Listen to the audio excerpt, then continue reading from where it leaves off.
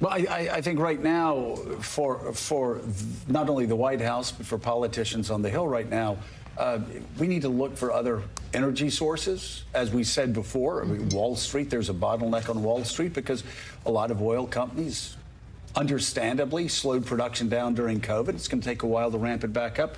But do we go to Venezuela? Listen, I think that we need to be clear that we are the #1 producer of oil in the world, in the United States. Anyway, we have been as high. At one brief shining moment, we were energy independent. It has dropped back down during COVID. And the Biden administration, while they haven't shut down oil production, they certainly haven't been friendly. But also for the Biden administration, maybe it's time, perhaps, to slow down a little bit on Iran. Because we have some Gulf states right now. Joe Biden, as disagreeable as this sounds, might actually have to go ask the Saudis for more oil. We were actually allies with Joseph Stalin during World War II.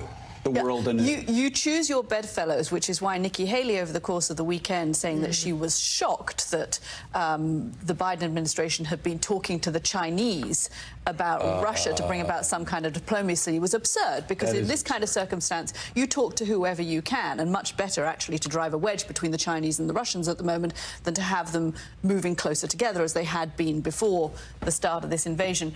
Jeffrey, I'm worried about the person that talks about nuclear obliteration every day. Am I perhaps a bit too squeamish? No, I mean, Ann is right that there are probably many things that we could do. Right. But the #1 American goal in this conflict is to avoid a nuclear escalatory cycle that brings Russia and the United States, the two largest nuclear powers, into direct confrontation. Let's just be very, very aware that, there's a line that we just can't cross. That's why countries have nuclear weapons. Right. Okay, let's go back to that word, logistical challenges. Part of the concern within the Biden administration and, frankly, among a number of European allies is that sending these planes would escalate this conflict with Moscow, would engage NATO in this conflict with Moscow. And that's exactly what they have been trying to avoid, because there's real concern about this escalating, as you know, Chris, into World War III, particularly with a nuclear-armed Russia. If you're paying more for gasoline, it means you're siphoning off funds from what you're buying in terms of food, paying for medical bills, and everything in between. And so we are seeing this willingness right now, this understanding, a lot of drivers trying to say they do stand with Ukrainians. And that is the concern. They don't want this war to escalate into a world war, particularly with a nuclear-armed Vladimir Putin, who is increasingly isolated.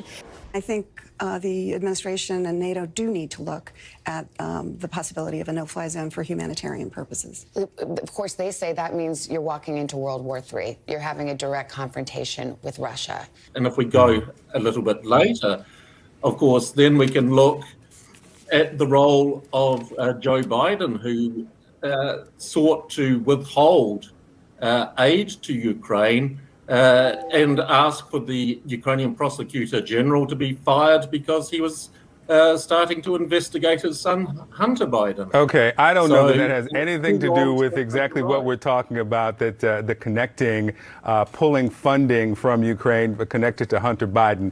Did not know that was the direction you're going to go in. Can you speak to their fears that drawing Putin into a broader conflict would lead to World War III? As he defies the world and invades Ukraine, Vladimir Putin sits on the world's largest stockpile of nuclear weapons, even bigger than the U.S. is. We're going to take a look at Putin's arsenal next. Vladimir Putin repeatedly lied about his intentions to invade Ukraine. So should the rest of the world ever believe Putin? Especially when he's put his nuclear deterrence forces on high alert and warned the world about, quote, consequences never experienced before? CNN's Nina Dos Santos takes a closer look now at Putin's nuclear arsenal and the legitimate fear people have that he might actually use it. As Russia's tanks rolled into Ukraine, Vladimir Putin made a threat not heard since the height of the Cold War. Russia's response will be immediate and will lead you to such consequences never experienced in your history. Then, days later, he raised the alert level of the world's largest nuclear arsenal. называемым санкциям. Everyone knows that a third world war can only be nuclear. Only 9 countries have nuclear weapons. The theory is that they are a preventative mechanism, hopefully never to be needed in battle. According to the Arms Control Association, Russia has the largest number of warheads at just over 6,000. While the US isn't far behind, no other country, not even Israel or North Korea, has anywhere near this type of capability. Now, most of Russia's warheads are not currently on missile bases. Just over 1,400 of them are deployable at the moment. These find themselves on weapons like intercontinental ballistic missiles, submarine-launched missiles, and also on bombers. The last time nuclear weapons were unleashed by the US in Hiroshima and Nagasaki in 1945, more than 100,000 died.